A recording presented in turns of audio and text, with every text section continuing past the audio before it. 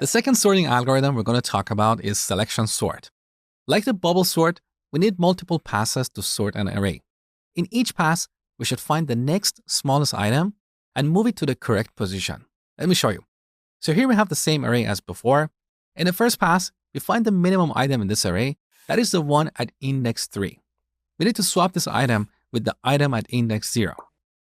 Now 1 is in the correct position, and we can say that this array has two parts, a sorted part and an unsorted part. In the second pass, we should find the minimum value in the unsorted part and swap it with the item at index 1. The minimum item in the unsorted part is 2. We should swap it with the item at index 1, which is itself. Now, 2 is in the correct position. In the third pass, we need to swap the next minimum value with the item at index 2. So we swap 3 and 4, and now 3 is in the correct position. We're almost done. We need one more pass. The next minimum value is 4, so we should swap it with the item at index 3. 4 is also in the right position, and our array is fully sorted. The reason we call this algorithm selection sort is that in each pass, we find or select the next minimum value and move it to the right place, okay?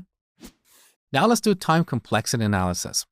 Here we need n passes for both the best case and worst case scenarios. I will explain the reason in a second.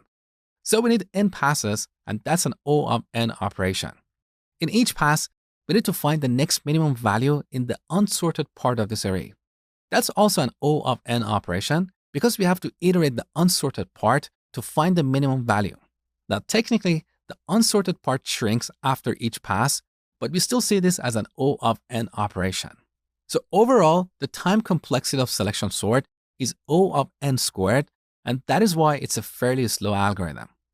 Now, why do we need n passes in the best case scenario where the array is sorted? Because we can tell with one pass if the array is fully sorted or not.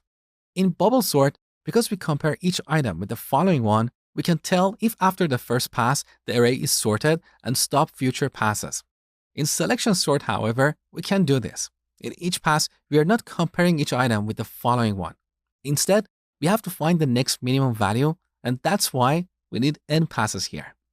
Now I want you to spend 20 minutes and implement selection sort on your own. Then come back see my implementation.